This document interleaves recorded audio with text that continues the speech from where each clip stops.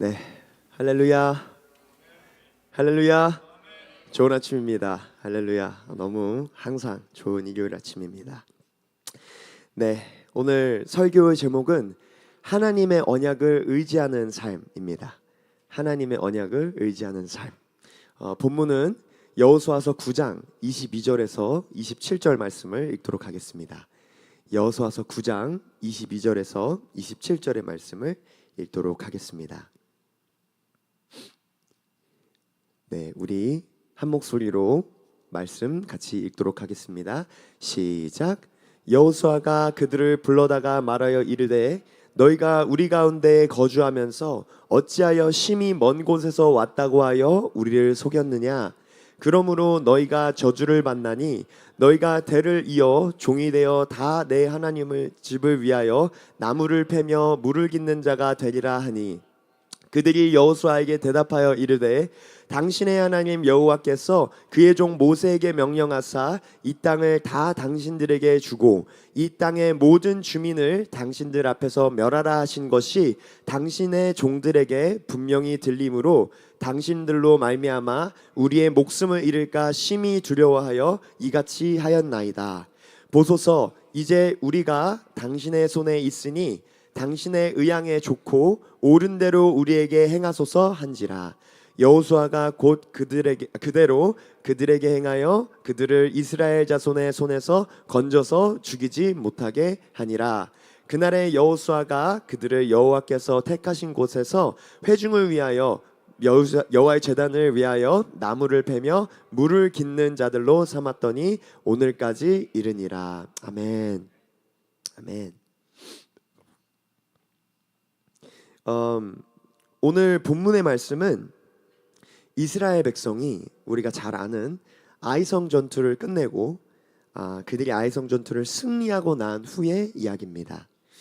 하나님께서 이스라엘과 함께 하셔서 그들이 전쟁이 승리를 하고 그 전쟁의 승리의 소식이 가나안 인근의 백성들에게 퍼지기 시작했습니다. 그래서 오늘 본문 저희가 읽진 않았지만 9장 1절에서 2절을 보면은 알 수 있을 텐데요.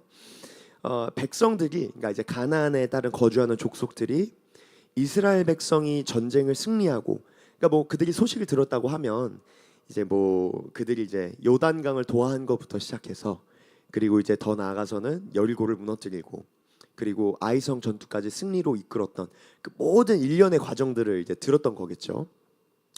그렇게 이야기를 들었을 때에 오늘 여호수아 9장에 그리고 1절에 이렇게 성경에서는 말을 하고 있습니다. 제가 여러분께 읽어드리겠습니다. 이 일 후에 요단 서쪽 산지와 평지와 레바논 앞 대해 연안에 있는 헷 사람과 아모리 사람과 가나안 사람과 브리스 사람과 히위 사람과 여부스 사람의 모든 왕들이 이 일을 듣고 모여서 일심으로 여호수아와 이스라엘에 맞서 싸우려 하더라. 그런데 굉장히 재미있는 것은 같은 소식이 오늘 본문에, 제 생각에는 오늘 본문의 또 다른 주인공과 같은 기브온 족속에게도 들렸습니다. 그런데 같은 소식을 들은 기브온 족속의 반응은 사뭇 달랐습니다. 제가 읽어드리진 않겠습니다. 좀 길어서. 저희가 알다시피 기브온 거민은 그들이 마치 스스로 멀리서 온 사신과 같이 스스로를 꾸미고 심지어는 이제 이들이 8절에 보면은 뭐라고 하냐면은 여호수아에게 이르되 우리는 당신의 종들이니이다라고 하면서, 그러니까 우리가 옛날 이제 뭐 사극을 보든 뭐 옛날 뭐 중세 영화를 보든 이제 사신들은 사실 그 나라를 대표하는 거잖아요. 근데 물론 완전 패전병들이 아닌 이상 사신들이 그 나라를 대표해서 이제 가면 이제 그들을 낮추는 건 그 국격을 낮추는 건데, 기브온 거민들은 이스라엘 백성들에게 우리는 당신들의 종이오라고 할 정도로 자신들을 낮춰가면서 접근을 했다는 겁니다. 그리고 결국에 그들은 이스라엘 백성과 언약을 맺는데요. 그냥 언약이 아니라 이들은 이스라엘의 하나님의 이름으로 이스라엘 백성과 언약을 맺습니다. 결국에는 이제 이스라엘 백성들이 사울에 이제 자신들이 속았다는 걸 깨닫죠. 그리고 나서 이제 그럼에도 불구하고 이게 되게 재밌는데요. 이스라엘 백성은 당연히 하나님께서 가나안의 모든 거민들을 다 몰아내고 이들과 싸워서 심지어는 진멸시키고 그 땅을 차지하라는 하나님의 명령이 있었습니다. 그런데 기본 거민들과 이스라엘 백성이 하나님의 이름으로 언약을 맺었기 때문에 이들은 굉장히 큰 괴리에 빠진 겁니다. 결국에 이들은 어떤 결정을 내리냐? 우리가 하나님의 이름으로 언약을 맺었기 때문에 이들을 살려줘야 한다. 하나님의 언약으로, 하나님의 이름으로 이들에게 언약을 맺었기 때문에 우리는 이들을 건들 수 없다. 이들을 건들게 되면 하나님의 진노가 우리에게 임할까 두려워하노라라고 9장 본문에서 말을 하고 있습니다. 그래서 결국에는 오늘 본문 저희 같이 읽었던 부분 같이 기본 거민들을 살려주고 백성과 또 여호와의 제단을 위해서 나무를 패고 물을 깃는 자들로 기본 거민을 삼죠. 그러니까 오늘 본문을 제가 보면 참 오묘한 본문입니다. 이스라엘 백성의 실수를 보면서 저희가 반면 교사할 수 있는 것들이 있죠. 그러니까 보고 이건 따라하면 안 되겠다. 우리 선배들이 이렇게 실수를 했으니까 우리는 이렇게 실수하면 안 되겠다 하고 배울 수 있는 것들이 있습니다. 네, 굉장히 재밌는 것은 이방 민족이고 심지어는 원래는 하나님께서 진멸하라라고 하신 대상이었던 기본 민족을 보면서 오히려 우리가 정면 교사, 이들을 통해서 하나님과 우리의 관계 가운데 배울 점들이 있다는 것입니다. 이것도 되게 재미있는 거는 굉장히 이거 오묘하다고 제가 생각했던 것은 기브온 족속과 이스라엘 백성이 언약을 맺은 것은 어떻게 보면 사실 분명히 이스라엘 족속의 실수가 맞습니다. 하나님께서 분명 모든 거민들을 멸절하라고 하셨고 근데 이스라엘 백성이 하나님께 여쭤보지 않았기 때문에 이들이 결국에는 기브온 거민에게 속아서 언약을 맺은 것이죠. 근데 이스라엘 백성의 실수와는 별개로 그들이 실수를 함에도 이것을 초월하여서 신실하심과 선하심을 드러내시는 하나님이 오늘 본문에서 보이는 것입니다.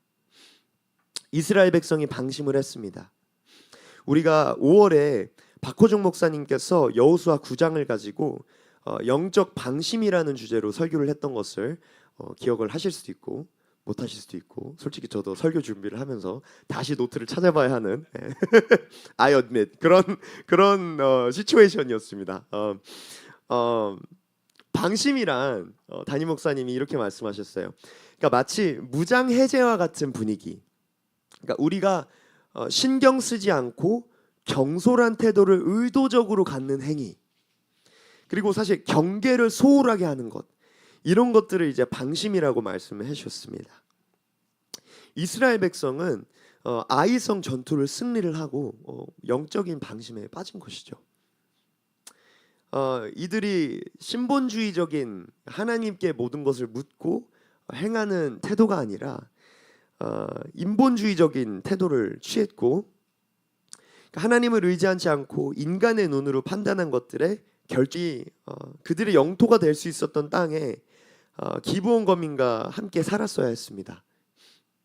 그리고 하나님께서 이들에게 주시기 원하셨던 100%를 누리지 못하게 되는 상황이 왔던 거죠. 예수님의 이름으로 우리가 언제나 신본주의적으로 살아갈 수 있는 자들이 되기를 원합니다. 우리가 언제나 하나님께 묻고 걸어가면서 결국에는 하나님이 우리에게 예비하신 그 모든 선한 것들을 다 볼 수 있는 삶이 되기를, 저뿐만 아니라 이곳에 있는 모두가 그렇게 되기를 축원합니다. 언제나 영적으로 깨어서 분별할 수 있는 우리가 되기를 진심으로 소원합니다. 먼저는 제가 그렇게 되기를 소원합니다.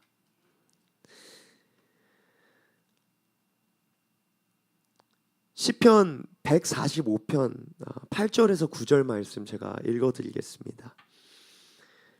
여호와는 의로우시며 긍휼이 많으시며 노하기를 더디하시며 인자하심이 크시도다. 여호와께서는 모든 것을 선대하시며 그 지으신 모든 것에 긍휼을 베푸시는도다. 요나서 4장 10절에서 11절 말씀입니다.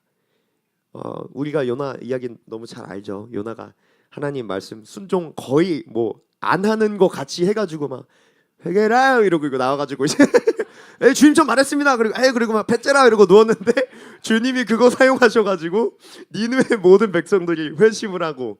그러니까 또 요나 입장에서는 그거 그랬다고 또 삐지는 거예요. 그러니까 막, 주님 이거 말이 됩니까? 우리 좀 주님의 백성들 막 이렇게 탄압했던 사람들한테 이런 기회를 주시다니요. 그러면서 이제 우리가 잘 아는 오늘 이야기가 나온 거죠. 하나님이 이제 넝쿨로 뜨거운 해를 피하게 해주셨다가 벌레 보내셔서 싹 거두니까 또 뭐 자기가 심은 것도 아닌데 주님 이거 뭡니까? 뭐 그러니까 이제 오늘 본문에 주님이 말 그대로 이제 신의 한 수가 되는 말씀을 딱 하시면서 이렇게 말씀하십니다. 여호와께서 이르시되 내가 수고도 아니하였고 재배도 아니하였고 하룻밤에 났다가 하룻밤에 말라버린 이 박넝쿨을 아꼈거든. 하물며 이 큰 성읍 니느웨에 좌우를 분변하지 못하는 자가 12만 명이요 가축도 많이 있나니 내가 어찌 아끼지 아니하겠느냐 하시니라. 제가 오늘 말씀을 놓고 기도하는 가운데 항상 참 이 피가 마릅니다. 좀 우리 강 목사님은 너무 공감을 하시겠지만 이게 진짜 주여 이러면서 기도를 하게 돼요. 진짜 제가 참 올라오면 이런 거 안 하고 싶은데 이게 자꾸 자동으로 나와요. 이게 솔직함을 여러분께 말씀을 드리는 겁니다. 근데 오늘 말씀을 놓고 기도하는 건데 주님께서 이런 키워드를 계속 주시는 거예요. 언약을 의지하는 삶, 언약을 기억하는 삶. 그래서 많이 부족하지만 제가 오늘 주님께 기도하고 바라는 것은 이 시간을 통해서 하나님의 언약을 기억하는 삶이 무엇인지를 주님께서 말씀하시기를 축원합니다. 여러분 하나님께서는요 이게 참 감사한 게 그러니까 이스라엘 백성은 이 가나안 땅의 정복 전쟁은 양면의 것이 있습니다. 뭐냐면 하나는 하나님께서 이스라엘 백성에게 약속하신 그 땅을 취하게 하시는 면이 있었음과 동시에 가나안 땅의 죄악이 차고차고 흘러 넘쳐서 결국에는 공의와 정의의 하나님이 그 땅에 심판을 내릴 때에 이스라엘 백성을 하나님의 심판의 도구로 사용한 양면이 존재하는 것입니다. 이 가나안 정복 전쟁에는. 근데 이 심판하시는 와중에도 하나님께 먼저 손길을 내민 가나안 백성들에게 우리 하나님이 외면하지 않으십니다. 여호수아 2장의 라합의 신학 고백같이 라합과 같이 직접적이진 않았지만 기브온 민족도 이스라엘의 백성 뒤에서 일하는 하나님을 보고 결국에는 하나님을 두려워하여 항복하며 하나님을 인정하는 행위를 취합니다. 그럴 때 하나님은 자비하셨습니다. 하나님 아버지께서는요 이 말씀을 보아서 우리가 알 수 있는 것은 진노 중에도 긍휼을 잊지 않으시는 분이십니다. 요나서 말씀도 결국 그런 거 아니겠습니까? 하나님 아버지는 언제나 우리를 향한 사랑을 가지고 계십니다. 이스라엘 백성들을 여러분 우리가 특히 이스라엘의 열린 교회로서 하나님의 눈에 이스라엘이 얼마나 귀한 민족인지를 잘 알지 않습니까? 물론 가끔은 계륵 같은 민족이기도 해요. 이게 뽑았는데 말도 막 진짜 더럽게 안 듣고 또 맴매해서 정신 사사기가 그런 거 아닙니까? 맴매해서 정신 차렸더니 막 주님 섬기겠을 때 그랬더니 또 사사 죽으니까 또 발 좋아 보이는데 싹 가가지고 또 섬기고 계속 또 맴매 맞고 그럼에도 불구하고 장자잖아요. 그러니까 하나님의 입장에서 얼마나 사랑하는 민족인데 그런 민족들을 탄압하고 심지어는 우리가 이방인들이 이 이스라엘을 탄압하고 그들을 정복했을 때 어느 정도의 잔악한 수준으로 이들을 탄압했는지 잘 알지 않습니까? 심지어는 성경은 아니죠. 그러니까 우리가 잘 아는 것 같이 심지어는 이제 임산부의 배를 갈라 죽이기까지 하는 행위까지 하면서 이 이스라엘과 유대인들을 핍박했던 그런 탄압자들인 거죠. 근데 이렇게 이스라엘 백성들을 잔혹하게 핍박했던 니느웨 사람들마저도 하나님께서는 요나를 보내시고 그들에게 회개를 명하셨습니다. 그리고 그 거민들이 회개할 때 하나님은 그들을 아끼셨습니다. 그러니까 오늘 본문은요 보면요 하나님을 찬양하게 되는 본문인 것입니다. 참으로 오묘한 본문인 것입니다. 이스라엘 백성의 실수와 실패는 사실입니다. 그러나 그것과 별개로 그것을 초월하여서 하나님 아버지께서는 신실하십니다. 하나님 아버지께서는 그의 사랑과 자비를 보이시기 기뻐하시는 하나님이십니다. 그리고 이런 하나님이 오늘 이 시간 우리에게 말씀하시는 하나님이십니다. 우리가 섬기는 하나님이십니다. 이런 하나님을 우리가 섬길 수 있음에 하나님께 찬양합니다. 기본 거민들은 하나님이 이런 분이라는 거는 아마 몰랐을 거예요. 뭐 이 정도까지 뭐 신학적인 뭐 이해를 가지고 있었으면 뭐 애초에 진적에 와가지고 라합같이 온 민족이 회개를 했겠죠. 그러나 그들에게는 하나님이 살아계신 하나님이 이스라엘의 이면에서 일하는 것을 알고 있었고 깨달았기 때문에 하나님의 이름으로 언약을 맺었기 때문에 하나님은 이것을 존중하시고 심지어는요 사무엘의 때에 말이 안 되는 게요. 그러니까 여러분께 성경적 언약의 개념을 짧게 말씀드리면 언약은 오늘날의 계약과 같은 것입니다. 언약을 행하는 주체가 양쪽에 있고요. 그리고 언약을 체결할 때 오케이 우리가 양쪽에 이런 것을 행할 것이요 이런 것들을 어길 시 이런 페널티가 있을 것이요 라고 언약을 계약과 같이 체결하는 것입니다. 그리고 오늘날 계약이 강제성을 가지고 우리가 계약을 무서워하는 것과 마찬가지로 고대 중동 사람들이 언약을 무서워했던 것은 오늘날도 계약을 우리가 계약을 왜 무서워합니까? 계약 잘못 사인했다가 계약 파기하면 계약을 파기했을 때 우리에게 올 수 있는 페널티를 집행할 수 있는 사법부가 있고 경찰력이 있잖아요. 그러니까 많은 사람들이 계약을 할 때 당연히 우리 같은 사람들은 우리 그리스도인들은 신실한 마음으로 계약을 지켜야지라고 먼저는 그렇게 해야겠죠. 근데 그럼에도 불구하고 계약을 두려워할 수 있는 이유는 계약을 파기했을 때 컨시퀀스가 분명히 있기 때문입니다. 근데 여러분 언약은 이것의 상위 개념입니다. 언약은 오늘날 계약의 두 주체 가운데 중재자가 정부요 사법부고 경찰력이라면 과거 고대 중동의 언약이 강제성을 띄었던 이유는 고대 중동은 무신론은 무식한 말이었습니다. 그러니까 다신교를 가지고 있던 유일하신 하나님을 가지고 있던 어쨌든 고대 사람들의 세계관에서는 하나님이라는 초월적 존재가 세상을 다스린다는 건 당연했던 것입니다. 그런 가운데 이들의 언약은 신께서 인간과 사회와 나라와 사람 한 사람의 생사 여탈권을 가지고 있는 초월적인 존재가 이 언약의 중재자요 집행자라는 것이 믿음을 가지고 있었기 때문에 언약이 무거웠던 것입니다. 그래서 이스라엘 백성들이 그들이 하나님의 명령이 그들에게 분명히 있었음에도 불구하고 하나님께서 가나안 땅으로 들어가서 가나안을 차지하라고 말씀을 하셨음에도 불구하고 주님의 이름으로 하나님이 중재자 되는 언약을 이방인과 체결을 했기 때문에 하나님께서 이 언약을 어겼을 때 합당하게 어떤 일들을 그들에게 행할 수 있다는 것을 이해가 있었기 때문에 이들은 기본 거민을 치지 않기로 결정했던 것입니다. 심지어는 10장에 가면요 마치 우리 한미 상호 조약 같이 그 당시에 이승만 대통령이 뭐 한국 아무것도 없었는데 자 우리 상호 조약입니다. 당신들 위험하면 우리도 도와주겠습니다. 그리고 우리가 위험하면 당신들 도와주십시오 하자마자 6.25 터져가지고 미군 그냥 막 여기 때려 붙고 그러니까 말이 상호 조약이지 상호가 아니잖아요. 사실 거의 그때 당시엔 적어도 마찬가지로 이 기본 민족도 이 언약을 만들고 나서 바로 10장에 가나안 민족들이 기본으로 쳐들어오니까 이스라엘에 바로 헬프 때리니까 어떡해요? 언약이 있으니까 이스라엘 가야 돼요. 싸워야 돼요. 물론 그래서 결국에는 이스라엘 가나안 남부를 다 점령하게 되죠. 그 전투로 인해서. 근데 언약의 힘이 이렇게 있다는 것입니다. 그리고 이 언약의 주체가 하나님이라는 것입니다. 그리고 이 기본 민족은 이 언약을 기반으로 구원을 얻었습니다. 여러분 심지어는요 성경에 어떤 일까지 있냐면 자 양쪽 저울에 하나님이 선택하신 이스라엘 백성이 있습니다. 그리고 죽다 살아난 노예로 전락한 기본 민족이 있습니다.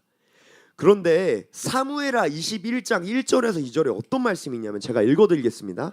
다윗 시대에 해가 거듭하여 3년의 기근이 있으므로 다윗이 여호와 앞에 간구하매 여호와께서 이르시되 이는 사울과 피 흘린 그 집으로 말미암이니 그가 기브온 사람을 죽였음이니라 하시니라. 기브온 사람은 이스라엘 족속이 아니요 그들은 아모리 사람 중에 남은 자라. 이스라엘 족속들이 전에 그들에게 맹세하였거늘 사울이 이스라엘과 유다 족속을 위하여 열심히 있으므로 그들을 죽이고자 하였더라. 이에 왕이 기브온 사람들을 불러 그들에게 물으니라 하고 이제 쭉 이어집니다. 무슨 말이냐면 공의와 정의의 하나님의 입장에서는 아무리 이스라엘 백성이 당시의 선민이었고 저울에 올라왔다 한들 그들이 언약을 파기하자 3년의 기근을 땅에 내릴 정도로 하나님께서는 하나님의 이름의 언약을 맺은 사람들에게 진심이라는 것입니다.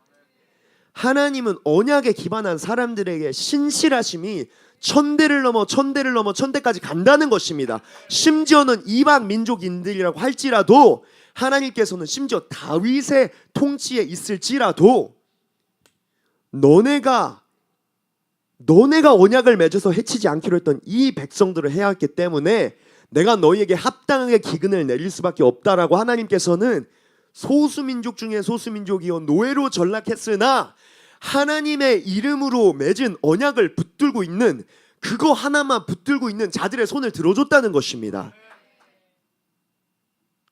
근데 여러분 참 재밌는 게 우리 교회가 이스라엘을 막 말을 하는 이유가 무엇입니까? 그 중에 하나는 우리가 빚진 자의 마음이 있기 때문이죠. 로마서 9장에서 11장 말씀과 같이 하나님의 신비의 때에 그들의 눈을 가리우셨고 그렇기 때문에 이방인들에게 복음의 기회가 올 수 있다는 것을 우리가 너무 잘 알지 않습니까? 근데 오늘 본문에서도 진짜 재밌게 이스라엘의 실수로 말미암아 기브온 민족들이 결국에 구원을 받았다는 것입니다. 근데 여러분 이런 무거운 이런 상처나지에 홀로 계시고 창조하셨으며 세상을 지금도 주관하시며 왕들을 세우시고 나라를 세우시는 이 하나님을 움직이게 할 수 있는 이 언약이 우리가 복음을 가지고 있는 복음이 기반된 언약이라는 것입니다. 그래서 이와 같이 우리의 구원과 우리의 삶의 방식이 하나님의 언약과 하나님의 성품에 기반되어 살아야 한다는 것입니다. 여러분 우리의 구원이 하나님의 언약과 하나님의 성품에 기반되었다는 거 알고 계십니까? 여러분 로마서가 말하는 복음이 그런 거 아니겠습니까? 우리가 너무 잘 아는 말씀입니다. 로마서 5장에서 8장까지의 복음이 무엇입니까? 요한복음 3장 16절의 말씀이 무엇입니까? 하나님께서 우리를 사랑하사 독생자를 주셨으니 저를 믿는 자마다 멸망치 않고 영생을 얻게 하려 하심이라. 다른 어떤 조건이 없는 것이에요. 믿음으로 말미암아 구원을 받은 것입니다. 모세의 놋뱀을 바라보기만 하면은 뱀의 독에서 치유를 받았던 이스라엘 백성들과 같이 우리가 예수 그리스도를 마음으로 믿고 입으로 시인할 때에 우리에게 구원은 임한 것입니다. 뿐만 아니라 성경에서는 우리의 구원이 완전하다고 말하고 있습니다. 우리의 구원이 하나님의 신실하심에 기반되어 있다고 말하고 있습니다. 인간에게 달려있는 것이 아니요 하나님께 달려있는 것이라고 하나님이 말씀해 주시는 것입니다. 하나님의 보호하심에 대해 성경은 계속해서 말하는 것입니다. 로마서 8장 38절에서 39절입니다. 너무 잘 아는 말씀이지만 너무 좋은 말씀이어서 제가 다시 한번 읽어드리겠습니다. 내가 확신하노니 사망이나 생명이나 천사들이나 권세들이나 현재일이나 장래일이나 능력이나 높음이나 깊음이나 다른 어떤 피조물이라도 우리를 우리 주 그리스도 예수 안에 있는 하나님의 사랑에서 끊을 수 없느니라. 고린도전서 1장 8절에서 9절 말씀입니다. 주께서 너희를 우리 주 예수 그리스도의 날까지 책망할 것이 없는 자로 끝까지 견고하게 하시리라. 너희를 불러 그의 아들 예수 그리스도 우리 주와 더불어 교제하시기는 하나님은 미쁘시도다. 여러분, 여러분의 마음 가운데 예수 그리스도의 십자가 사건을 인정하시는 마음이 있으십니까? 여러분의 마음 가운데 하나님 제 이름으로는 할 수 없습니다. 내가 삶을 살면 살수록 나를 돌아보면 돌아볼수록 나의 죄는 진홍같이 짙고 나의 죄는 내가 어떻게 할 수 없습니다라는 고백이 여러분 가운데 있습니까? 하나님, 내가 스스로 나를 구원할 수 없습니다. 하나님, 천국에 가는 유일한 길이 예수 그리스도의 의와 같은 퍼펙트한 100%의 의라고 말하는데, 하나님, 나의 힘으로는 이 의를 도달할 방법이 없습니다라는 성경적 진리를 여러분이 믿으시냐 말입니까? 여러분, 이 믿음이 여러분이 가지고 있는 구원의 가장 큰 증거 중에 하나입니다. 여러분, 우리가 복음 전도 많이 해봤잖아요. 예수님 백날 믿으라 해서 믿습니까? 안 믿어요. 강팍한 사람들은요, 눈 앞에서 치유가 일어나도 믿지 않더랍니다. 그런데 여러분, 믿음은 하나님의 선물입니다.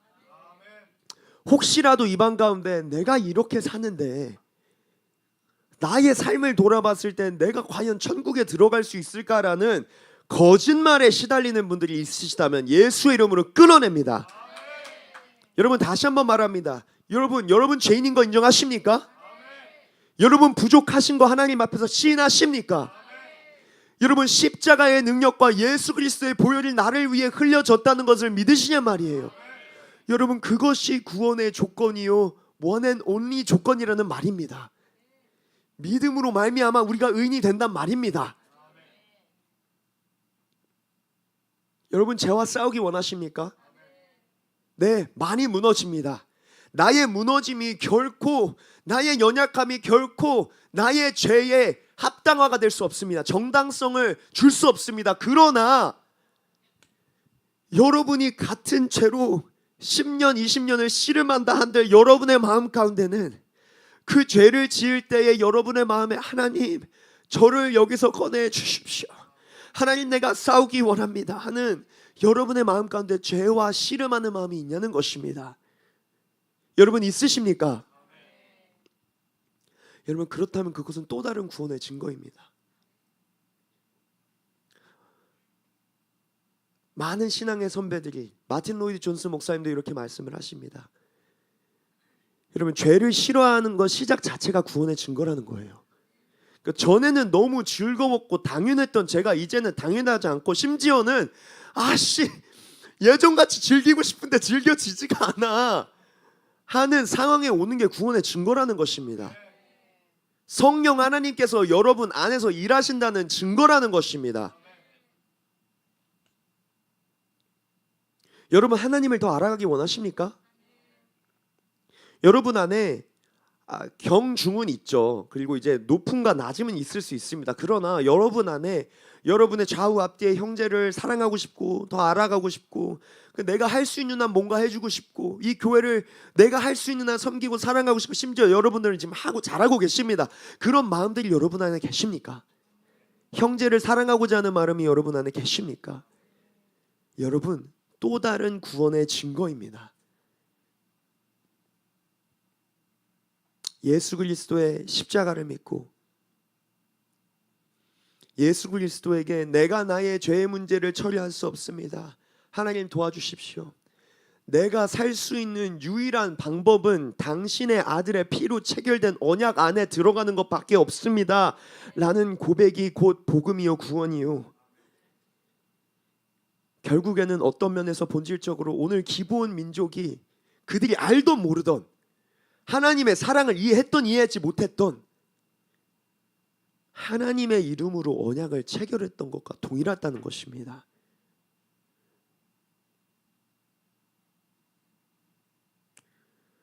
우리가 예수 그리스도를 믿는 것은 결국 언약에 우리의 생명을 의탁하는 것과 마찬가지라는 것입니다.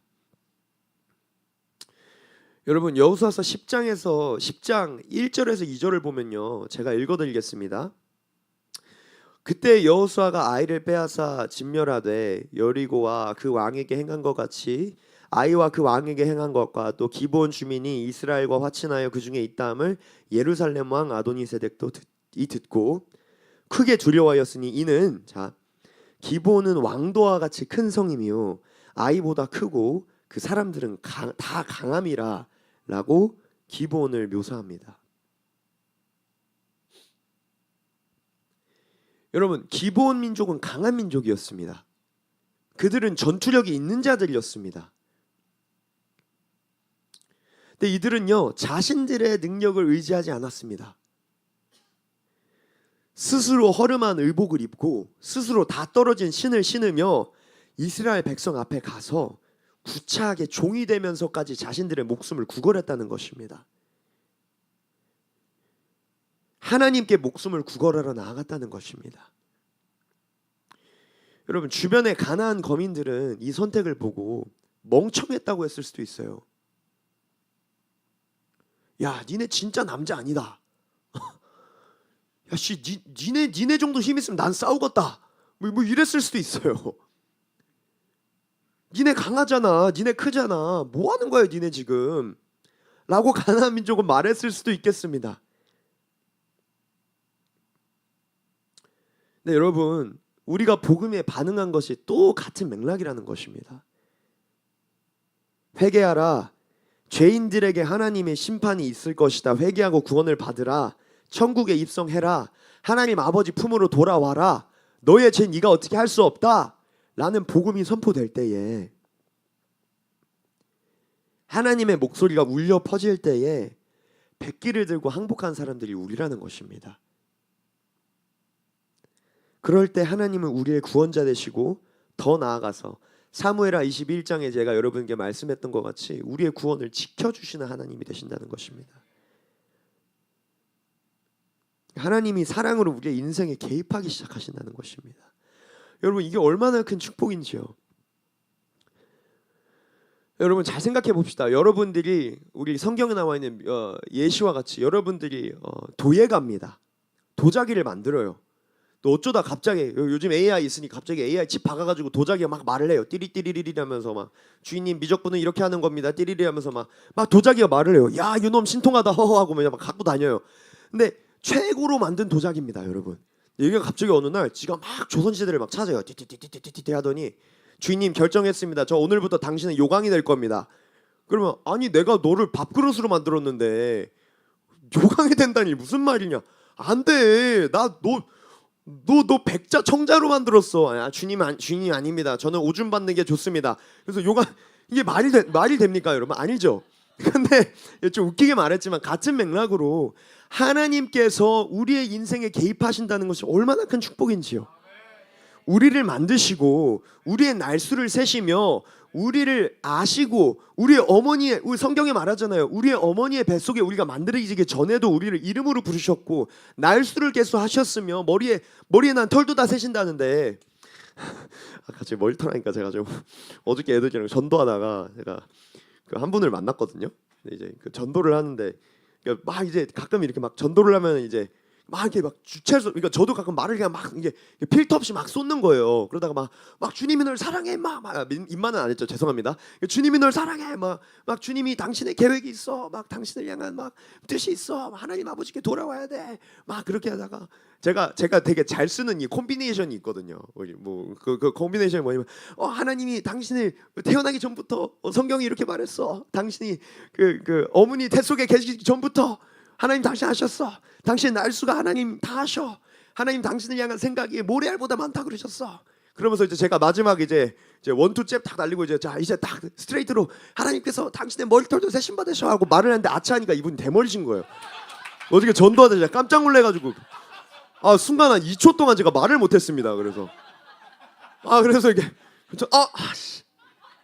이러다가 예수님을 당신의 주인으로 받아들이겠습니까? 그러니까 또 이 사람도 그냥 기도 같이 하더라고요. 아무튼 갑자기 제가 생각이 나서 죄송합니다. 좀 사이드 트랙 됐는데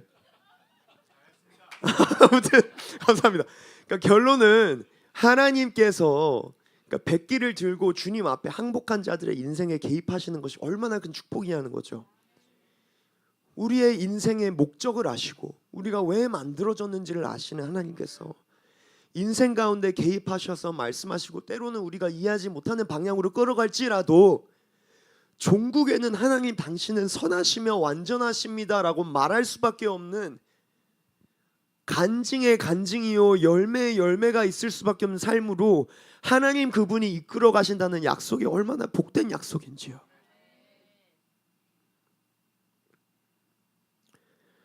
하나님께서 우리의 구원자 되시고 우리를 사랑하시는 분이십니다.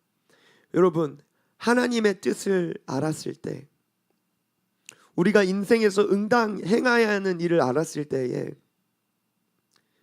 우리는 나의 힘으로 할 것입니까? 아니면 하나님을 의지함으로 나갈 것입니까? 오늘 본문에 가나안 민족들은 같은 이스라엘에 대한 소식을 들었습니다. 그런데 그들의 반응은 마치 라합과 여리고의 다른 거민들과 같이 오늘 본문의 기브온 민족들과 다른 가나안 족속들의 반응이 둘로 나뉘었다는 것입니다. 같은 이야기를 들었음에도 불구하고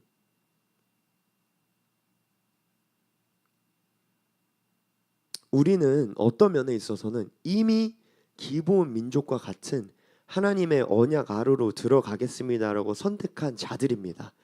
여러분 다 아멘 하셨잖아요. 예수님을 구주로 나 믿습니다. 우리 예수님 제가 쭉 말했던 것 여러분 동의가 되십니까? 그렇다면 여러분은 이미 어떤 면에서 하나님과 언약을 체결한 자들인 것입니다.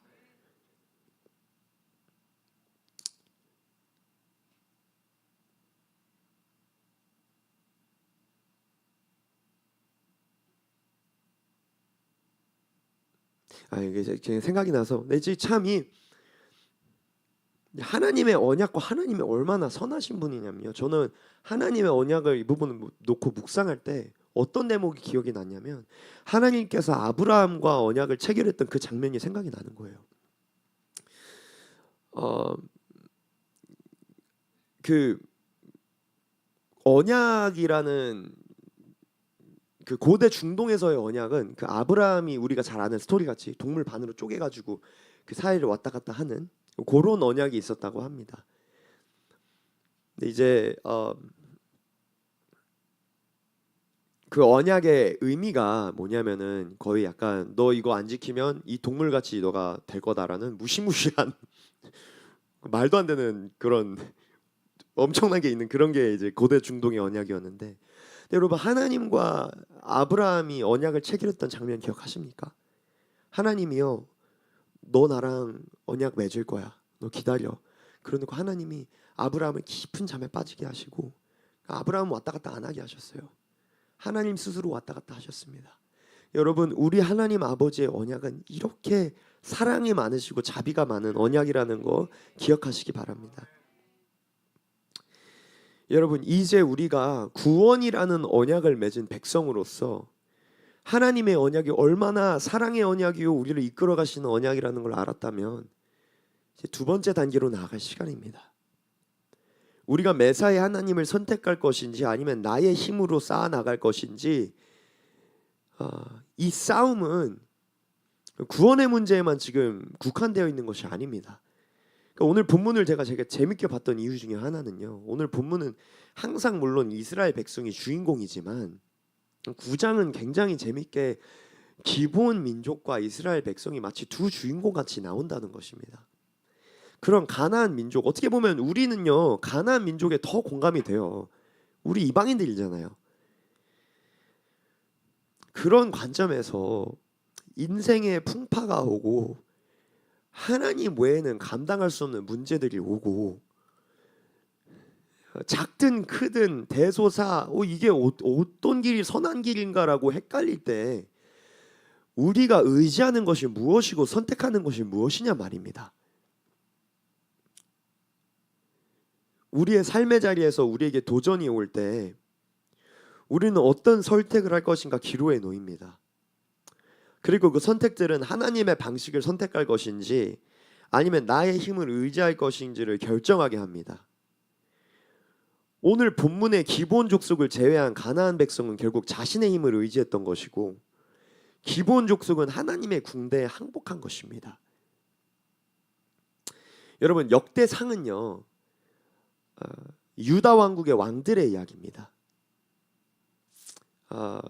역대상 이제 다윗부터 쭉 왕들이 나오고 항상 이제 우리 또 성경을 너무 잘 아시는 우리 일부 청중분들 잘 아시지 않습니까? 항상 이제 시작할 때 이 왕은 막 뭐 우상을 치우고 뭐 아세라스 뭐 다 바알상 뭐 아세라상 쪼개고 뭐 주님의 전에서 뭐 이것을 치우고 뭐 선한 왕이었다. 근데 그 반대로 하면 악한 왕이었다. 항상 주님의 기준으로 그렇게 판단하는 것들이 나오잖아요.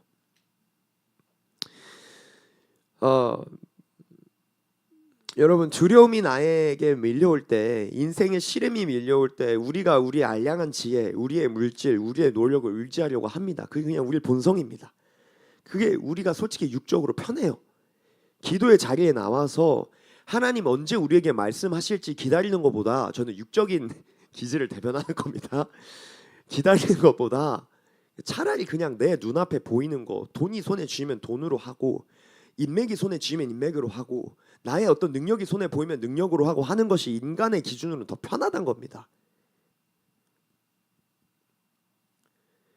근데 그것은 주님이 바라는 것이 아닙니다. 역대하 14장에서 16장을 보면 남유다 왕국의 아사 왕이라는 왕이 나옵니다. 이 왕이 굉장한 선왕이었어요. 주님을 전심으로 찾던 사람이었고, 산당과 우상을 패하고, 심지어는 자신의 어머니가 아세라 신상을 섬겼던 것을 발견하자 어머니의 태우의 그 위를 패할 정도로 하나님께 진심이었던 사람입니다. 이 사람의 인생 가운데에 에티오피아에서 100만 대군이 쳐들어오는 일이 발생합니다. 역대하 14장 9절에서 12절 말씀입니다. 우리 가능하다면 이거 같이 읽으며 나아가겠습니다. 시작. 구스 사람 세라가 그들을 치려하여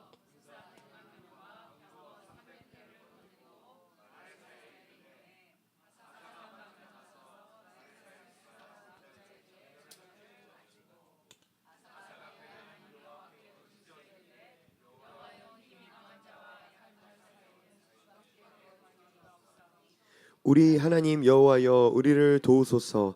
우리가 주를 의지하오며 주의 이름을 의탁하옵고 이 많은 무리를 치러 왔나이다. 여호와여 주는 우리 하나님이시오니 원하건대 사람이 주를 이기지 못하게 하옵소서 하였더니 여호와께서 구스 사람들을 아사와 유다 사람들 앞에서 치시니 구스 사람들이 도망하는지라. 여러분, 아사 왕의 기도가 우리의 기도가 되어야 합니다. 우리가 마주하고 있는 전쟁이 우리의 것이 아니고 우리의 싸움에 하나님을 초청해야 하는 것입니다. 하나님께 긍휼을 구해야 하는 것입니다. 하나님, 이 상황 가운데 주님밖에 의지할 자가 없습니다. 하나님, 이 상황 가운데 내가 어떠함 때문이 아니오 주님의 이름을 위하여 하나님 이 상황을 타개하여 주시옵소서. 하나님 아버지, 당신의 이름을 위하여 당신이 드러나게 나의 삶에 역사하여 주시옵소서 하는 기도가 결국에 하나님이 우리 삶에 원하는 기도라는 것입니다. 이것이 우리가 선택해야 하는 옳은 길입니다. 여러분, 근데 제가 아사 왕을 왜 예시로 들어왔냐면요, 이런 선왕이 이스라엘 백성, 심지어는 이스라엘 백성도 아니죠, 남유다 백성을 가지고 구스의 100만 대군을 격파했던 이 왕이 하나님의 어떠하심을 알고, 심지어는 하나님이 그의 삶 가운데 역사하셨던 것들 경험했던 이 사람이, 또 다른 말로는 오늘 이 언약의 주제로서는 하나님의 언약을 붙들고 하나님의 언약 아래 납작 엎드려서 하나님 당신밖에 없습니다, 살려주세요라고 기도할 수 있었던, 기도할 줄 알던 사람이, 이미 구원 받았고 하나님의 진영에 있던 사람이 인생의 말미 가운데 하는 실수를 보십시오. 역대하 16장 7절에서 9절입니다. 제가 읽어드리겠습니다. 그때에 선견자 하나니가 유다 왕 아사에게 나와서 그에게 이르되 왕이 아람 왕을 의지하고 왕의 하나님 여호와를 의지하지 아니하였으므로 아람 왕의 군대가 왕의 손에서 벗어났나이다. 구스 사람과 룹 사람의 군대가 크지 아니하며 말과 병거가 심히 많지 아니하더이까. 그러나 왕이 여호와를 의지하였으므로 여호와께서 왕의 손에 넘기셨나이다. 여호와의 눈은 온 땅을 두루 감찰하사 전심으로 자기에게 향하는 자들을 위하여 능력을 베푸시나니 이 일은 왕이 망령되이 행하였은즉 이후부터는 왕에게 전쟁이 있으리다 하매. 우리의 인생에서는 하나님의 언약을 의지해야 됩니다. 우리의 인생에서는 하나님을 의지해야 합니다. 설령 우리가 우리의 인생의 문제 가운데 스스로를 구원할 수 있는 능력이 있을지라도 능력이 없으면 뭐 당연히 하나님밖에 없으니까 우리가 달려 나오겠죠. 뭐 다른 방법이 있겠습니까? 그러나 그런 능력이 있을지라도 우리가 코람데오하는 삶을 살기 원한다면 하나님 앞에서 어전 의식을 가지고, 어전 의식이 뭡니까? 왕 앞에 서 있는 신하의 의식 아니겠습니까? 우리가 24시간 365일 주님과 동행하면서 살기 원하는 마음이 있는 사람들이라면 나에게 문제를 타개할 능력이 있다 한들 그 능력을 사용하기 이전에 먼저 하나님께 여쭤야 된다는 것입니다. 오늘 본문의 아사왕도 어떤 면에서 보면요, 하나님이 기뻐하시는 방식은 아니었지만 자신을 구원할 능력이 있었던 거예요. 결국에 구원을 한 거예요, 스스로. 여호와의 전 곡관에는 은금 싹싹 털어가지고 아람 왕한테 바쳐서 전쟁에서 스스로를 구원했다는 것입니다. 그런데 선견자가 뭐라 말합니까? 왕이시여, 당신의 과거를 기억하십시오. 100만 대군을 능히 하나님께서 이끌어 당신 격파하게 하지 않으셨습니까? 왕이시여, 이것이 무엇입니까? 여러분이 선제자의 마음이 얼마나 무너졌겠습니까? 그러니까 상상이 되는 거예요. 그러니까 마치 우리 사극 보면 충신이 까끌까끌한 배옷 입고 머리 다 풀어헤치고 통촉하여 주시옵소서 하면서 잘못된 길을 걷고 있는 왕에게 읍소하는 그 마음과 같이 선지자가 이 왕이 잘 가고 있었는데 왜 이러지? 얼마나 비참한 마음으로 이 왕에게 호소를 했겠냐 이 말입니까? 네, 여러분, 이 말씀을 우리가 기억해야 하는 줄로 믿습니다. 여러분, 히브리서 말씀에 우리의 선진들이 마치 우리가 경주장에서 레이스를 뛰고 있을 때 허다한 구름같이 많은 증인들이 우리의 경주를 보고 있다고 말합니다. 그 중에 하나님 선견자도 있겠죠. 여러분, 경주하는 자로서 그의 목소리를 들을 수 있어야 되는 것입니다. 정신 차려라. 너에게 있는 그 능력 너가 의지하지 말아라. 그 문제는 하나님께서 하나님을 의지하라고 준 문제이니 너의 그 코람데오 정신과 어전 의식을 버리지 말아라. 너가 하나님과 언약을 체결했던 그 처음의 마음을 기억해라. 하나님 아버지, 당신밖에 나를 구원할 자가 없습니다. 하나님 아버지, 당신 아니고서는 나는 죽일 놈이요 죽을 놈입니다. 하나님 아버지, 당신이 아니고서는 나는 이방 민족들이 진멸할 예정에 되었던 것 같이 복음이 아니고서는 나는 지옥에 갈 자였고 거짓의 아비의 자녀였으며 본질상 진노의 자녀였습니다. 하나님 아버지, 내가 복음으로 처음에 돌아왔을 때에 하나님 아버지밖에 답이 없다는 그 마음을 우리가 삶을 살아갈 때 지켜나가면서 삶을 살아야 한다는 것입니다. 우리 삶의 문제들이 오죠. 때로는 사단이 공격하는 것일 수 있고, 때로는 우리의 연약함 때문에 생기는 문제일 수도 있으며, 때로는 심지어는 하나님께서 우리에게 주시는, 하나님께서 우리를 하나님께 더 가까이 이끄시기 원해서 주시는 시련일 수도 있습니다. 어떤 문제가 됐든 간에 우리의 마음은 코람데오 어전의식 왕이시여 나를 불쌍히 여겨 주시옵소서. 하나님, 내가 내 스스로를 구원할 능력이 있다한들, 재물이 있다한들, 권력이 있다한들, 인맥이 있다한들, 힘이 있다한들, 아버지여 내가 그것을 내려놓고 하나님 아버지께서 원하는 방식으로 이 상황을 풀어나가기 원합니다라는 것이 우리가 하나님과 동행할 때에 가지고 있어야 하는 마음가짐이라는 것입니다. 여러분, 우리의 인생에서 우리는 하나님의 언약을 의지해야 합니다. 하나님을 의지해야 합니다. 하나님의 성품을 의지해야 합니다. 여러분, 하나냐 선지자의 말을 기억하십시오. 여호와의 눈은 온 땅을 두루 감찰하사 전심으로 자기에게 향하는 자들을 위하여 능력을 베푸시나니. 오늘 우리가 이 온 땅을 두루 감찰하시는 하나님의 눈에 걸리는 인생들이 되기 원합니다. 오늘 우리의 삶이 여호와 하나님이 아니고서는 설명할 수 없는 일들로 가득한 삶이 되길 원합니다. 오늘 우리의 삶이, 우리의 정신이, 우리의 마음이 나에게 나를 구원할 능력이 있을지언정 먼저 하나님 앞에 다가가서 하나님께 여쭤보는 삶을 사는 사람들이 되기를 축원합니다. 여러분, 결론입니다. 예배팀 나와주시고요. 기브온 민족이 이스라엘에게 투항했을 때 그 결과가 어떻게 됐습니까? 여러분, 그들은 이스라엘 민족을 섬기는 종들이 되었습니다. 근데 너무 신기한 게요, 원래는 진멸돼야 마땅한 민족이라고 하나님이 정해주신 민족에서 구원을 얻은 것을 넘어서 레위 족속들을 도울 수 있는, 여호와의 제단을 섬기는 일을 도울 수 있는 나무를 패고 물을 깃는 자들이 됐다는 것입니다. 진면받아 마땅할 문명에서 하나님의 영광에 조금이라도 참여할 수 있는 자들로 탈바꿈이 됐다는 것입니다. 여러분, 팔자에도 없던 성전을 섬기는 자들이 됐습니다. 창조주 하나님과 전혀 관계가 없이 살았어야 했던 이들이었는데, 하나님께 투항하고 항복하자 여호와의 제단을 위하여 나무를 패며 물깃는 자들로 하나님이 만드셨다는 것입니다. 레위인도 아닌데 레위인들을 도와주면서 레위인과 함께하며 하나님을 섬길 수 있는 엄청난 특권이 주어졌다는 것입니다. 여러분, 이 말은요, 우리가 하나님께 투항할 때, 하나님의 것들을 선택하기로 결정할 때, 하나님의 언약을 다시 한번 기억하며 초심의 마음으로 내가 구원받을 때 당신 한 분밖에 내 삶에 답이 없다는 것을 기억하는 마음으로 삶을 살아갈 때에 하나님께서 우리의 인생의 목적을 회복시키는 삶으로 이끄신다는 것입니다. 여러분, 웨스트민스터 인생 죄송합니다. 소요일 문답의 첫 번째 뭐라고 말합니까?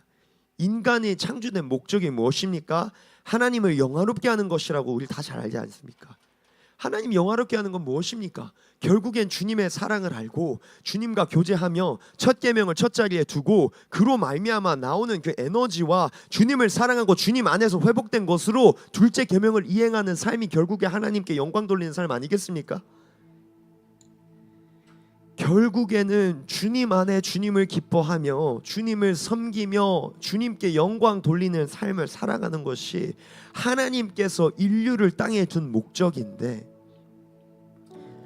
여러분, 진멸받아 마땅할 기본 족속이 하나님의 군대에게 투항하자 목숨을 건진 것을 넘어서서 하나님의 영광의 끝자락이라도 참여할 수 있는 엄청난 기회가 주어졌다는 것입니다.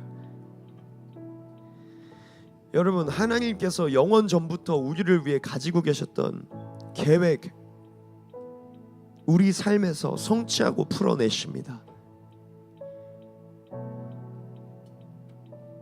여러분, 제가 말씀드릴 수 있는 건요, 우리가 다 지금 이 방 안에 인생의 때들이 다 다릅니다.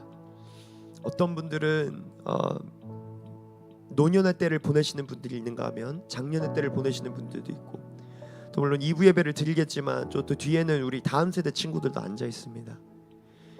여러분, 그러나 인생의 때와 상관없이 하나님께서 우리의 삶을 재단하시고, 아들아 잘했다, 아들아 너가 충성된 삶을 살았다, 아들아 너가 내가 너에게 준 목적에 부합된 삶을 살았구나라는 것은 가장 먼저 주님과 교제하며 주님을 사랑하는 삶인 줄로 믿습니다. 그런 면에 있어서 여러분, 이 자리에 있는 누구도 늦지 않았습니다. 하나도 늦지 않았습니다. 우리가 이 시간에 가능하시다면 자리에서 일어나실까요?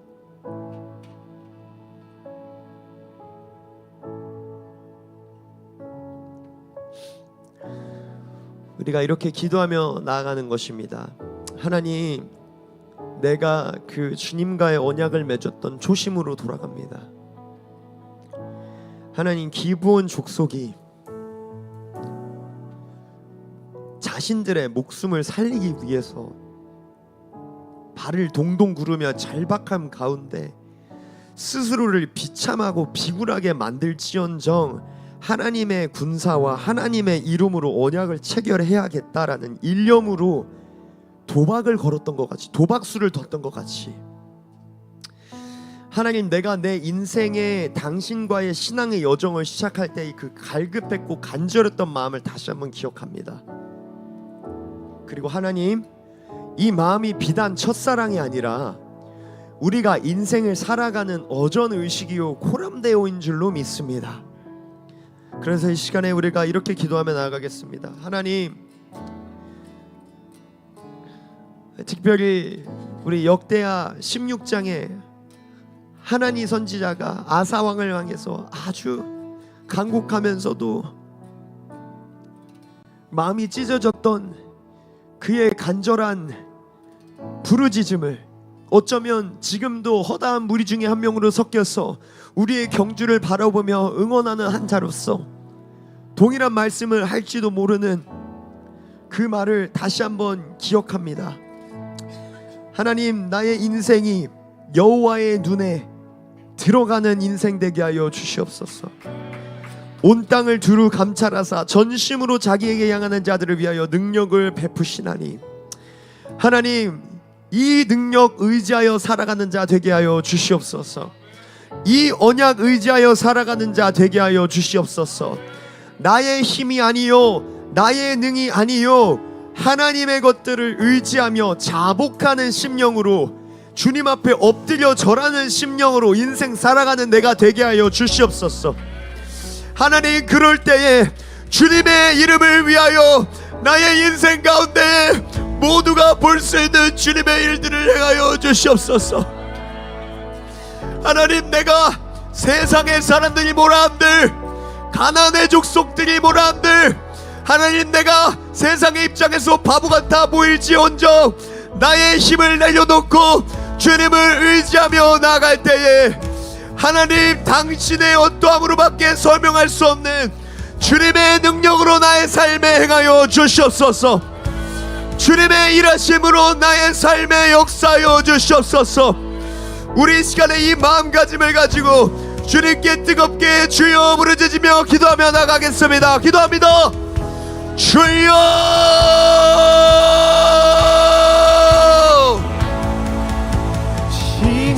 주여,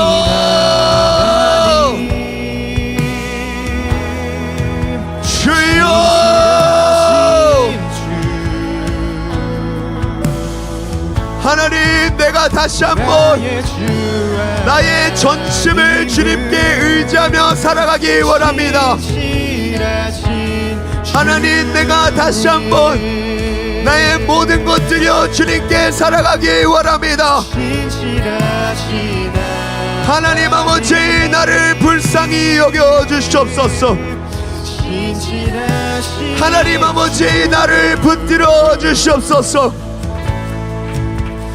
하나님 아버지, 내가 다시 한번 주님 앞에 첫 마음으로 돌아옵니다. 아버지여, 내가 다시 한번 주님을 붙들며 스스로 구더기와 같은 옷을 입으며 스스로 다 떨어진 신을 신는 심령으로 들어갑니다. 아버지 하나님, 내가 능력이 있다 한들, 나에게 능력이 없다 한들, 나의 삶을 돌파할 수 있는 방법은 오직 예수 그리스도요, 오직 하나님임을 고백하며 나갑니다.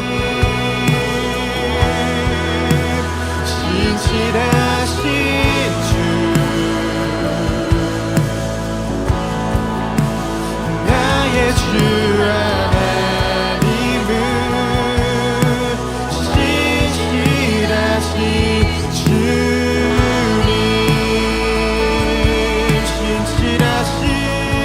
신실하신 하나님,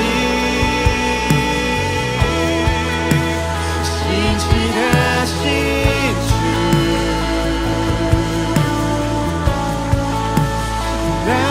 하나님, 나의 문제들 가운데에 내가 내 힘으로 노력했던 것들 내려놓습니다. 하나님, 내가 내 힘으로 역사하려 했던 것들 내려놓습니다. 하나님, 주님 앞에 다시 한번 겸손해집니다. 나의 일터의 문제이든 나의 가정의 문제이든 나의 삶의 건강과 개인의 문제이든 아버지 하나님, 주님을 의지하기로 결정합니다. 주님 앞에 다시 한번 나를 내려놓기로 결단합니다. 주님의 그 언약의 첫 마음으로 돌아갑니다.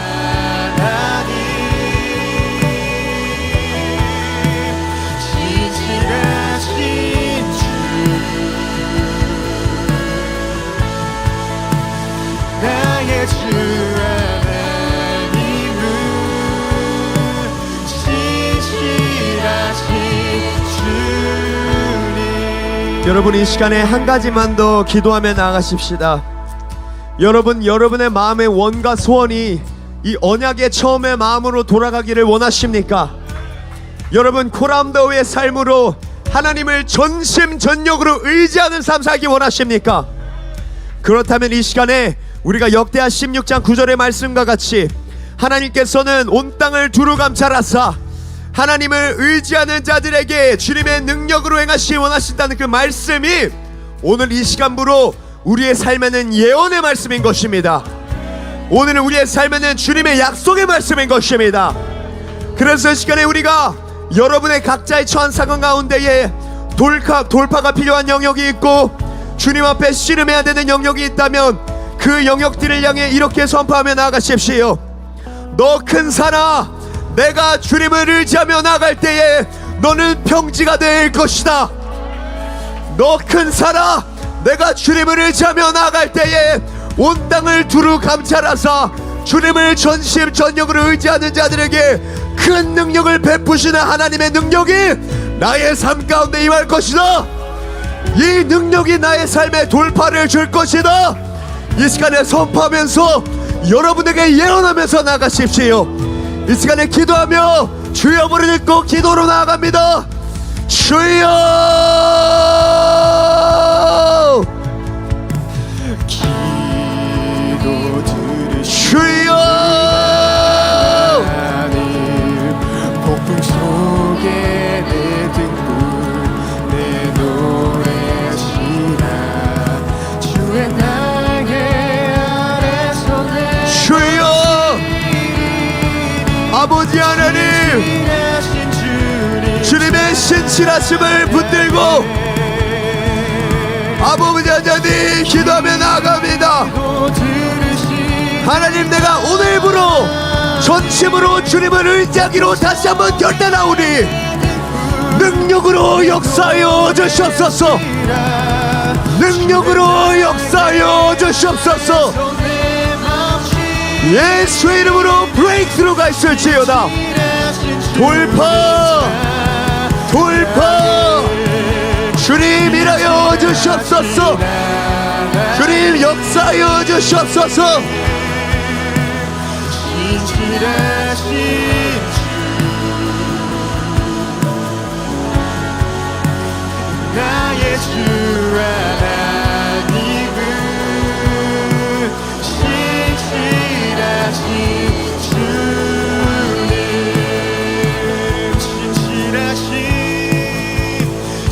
신실하신 하나님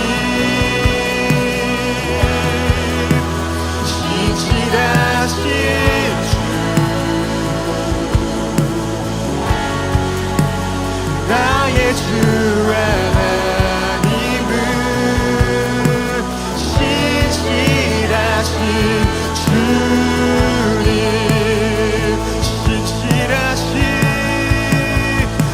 신실하신 하나님 신실하신 주 나의 주 하나님은 신실하신 주님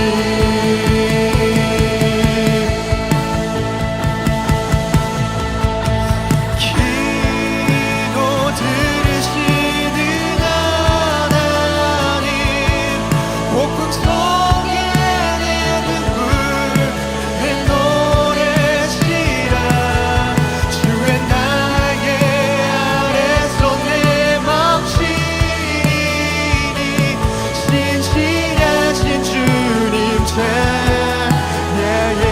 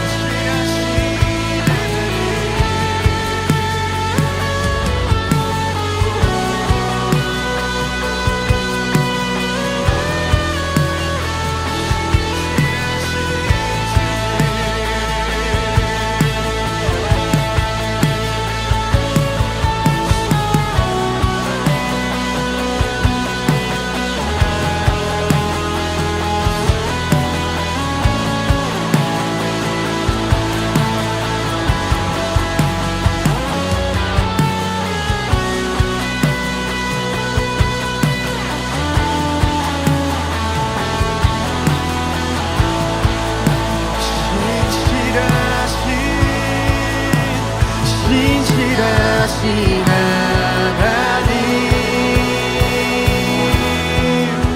신실하신 주 나의 주 하나님은 신실하신 주님 신실하신 주 신실하신 하나님 아멘 신실하신 주 나의 주 하나님은 신실하신 주님 기도 들으시는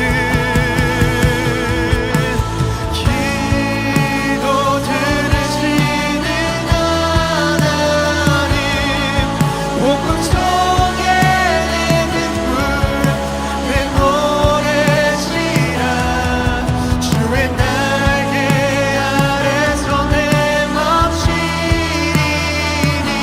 신실하신 주님 찬양의 기도 들으시는 기도 들으시는 하나님 복음 속에 내 눈물 내 노래시라 주의 날개 아래서 내 멈추리니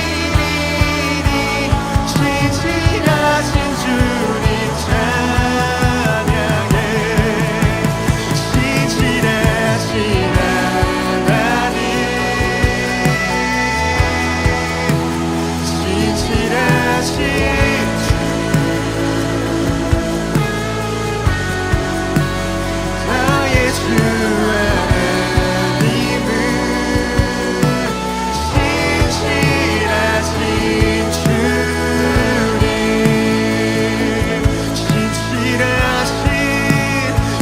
신실하신 하나님 신실하신 주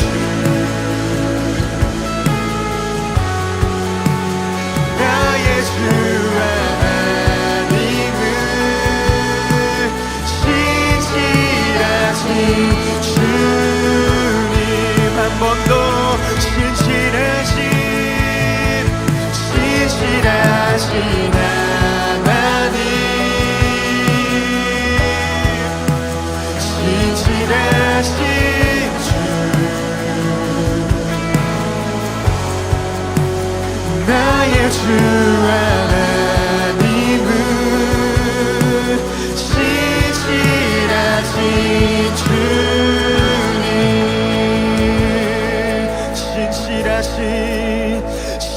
신실하신 하나님 신실하신 주 나의 주 하나님은 신실하신 주님